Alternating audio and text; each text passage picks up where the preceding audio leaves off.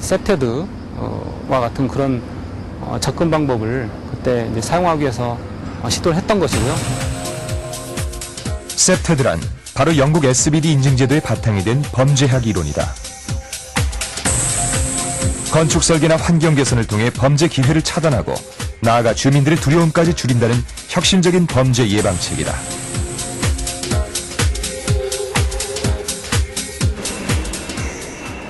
세테드의 첫 번째 원리는 바로 자연 감시를 극대화하는 것.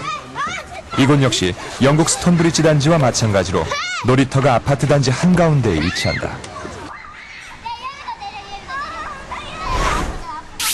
범죄자가 가장 두려워하는 것은 결국 사람의 눈이다. 주민들은 베란다는 물론 비상계단과 벤치에서까지 아이들을 지켜볼 수 있다.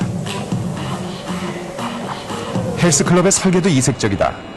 아파트 내에서 가장 위험한 공간으로 손꼽히는 주차장이 운동하는 주민들에 의해 항시 감시되도록 했다. 다만 사람들의 시선이 닿지 않는 곳에는 CCTV와 비상벨을 설치해 안전성을 높인다.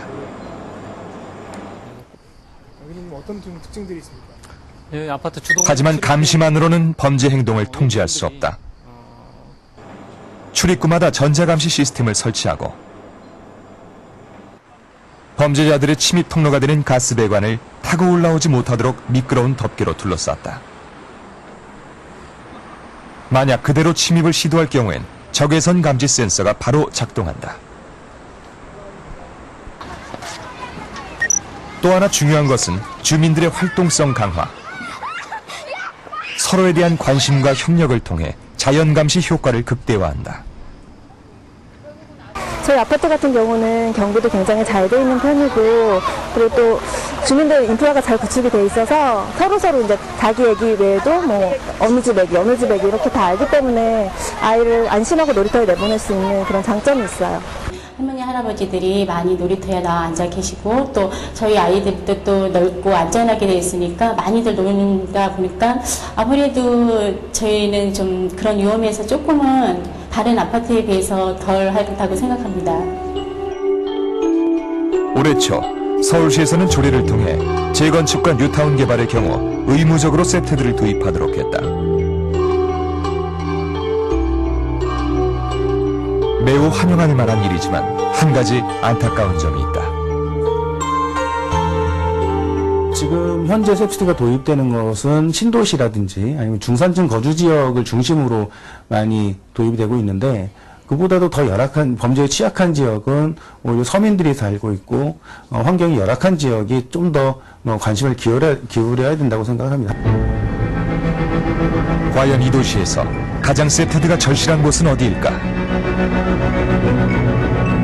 정남규의 범행 지역이었던 서울 서남부 지역은 세테드적 관점에서 바라보자면 너무나도 취약하다. 좁고 구불구불한 골목길로 인해 자연적인 감시가 불가능한 상태.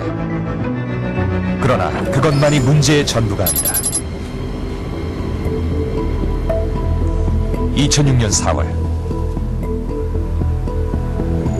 정남규는 더욱 대담해지고 있었다. 급기야 대문을 열고 집 안으로 침입. 20대 세 자매가 살고 있던 2층 집으로 발걸음을 옮겼다. 어쩐 일인지 베란다 문이 열려있는 상태. 베란다 창문이 열려 있었습니다. 빨래 같은 게 널려 있어서 손으로 밀고 거실로 들어갔는데요.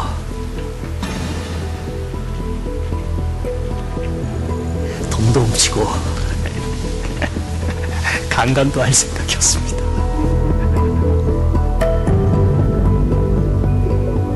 인기척에 여자가 눈을 떴다.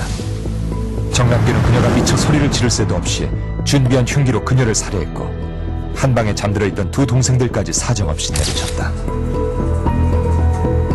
그런데 주목할 것은 문이 열려 있었다는 진술이었다. 정남규가 집 안으로 침입해 저질렀던 사건은 총 11건. 놀랍게도 그중 단 한 건도 문을 강제로 뜯고 들어간 경우는 없었다. 저녁 때 잠시 집 앞에서 담배를 피우고 들어왔는데 미처 현관문을 잠그지 않은 것 같습니다. 그런데 새벽에 아이 방에서 비명 소리가 들렸어요. 평소에는 제가 문단속을 하는데 그날은 미처 확인하지 못했습니다. 식구 중 한 명이 빨래를 하고 깜빡 베란다 문을 잠그지 않은 것 같습니다. 어쩌다 한 번쯤 문단속을 잊을 수도 있다. 특히 창문이나 베란다의 경우엔 크게 신경 쓰지 않는 경우도 대부분이다. 그러나 안타까운 것은 그 사소한 실수의 결과가 너무나 치명적이라는 사실이다. 침입절도 사건의 침입 방법을 살펴보면 열린 문을 통해 들어오는 경우가 무려 9만 건이 넘는다. 특별한 기술을 이용하거나 강제로 문을 부수는 경우는 상대적으로 드물다. 범죄자들 대부분이 호시탐탐 문이 열린 집만을 노리고 있다는 이야기다.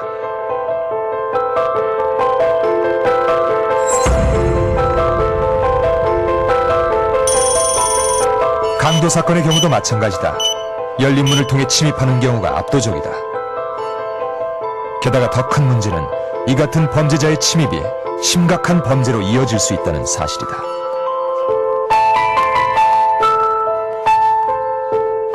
우리 집에는 가져갈 게 없기 때문에 강력범죄자가 안 들어올 거야라는 그런 잘못된 안전의식들을 가지고 계세요. 그래서 우리 집에 뭐 누가 오겠어? 도둑놈이 미쳤다고 우리 집 오겠어? 뭐 이런 식의 반응들을 우리가 설문조사를 많이 하시거든요. 막상 발생한 연쇄살인, 또 강도살인, 심각한 주거침입 절도가 집에 계신 부녀자를 만나서 강도 강간으로 변한 범죄들 이런 것들 살펴보면 너무나 안타깝게도 그 안전장치가 허술한 단독주택이나 다세대주택 같은 곳 또는 서민 아파트 같은 곳에서 주로 발생을 하고 있다는 사실입니다. 문이 열린 집을 찾아서 2-3시간 정도 돌아다녔는데 뭐 어떤 경우에는 40집에서 50집 정도 찾아다닌 적도 있습니다. 정말 힘들었죠.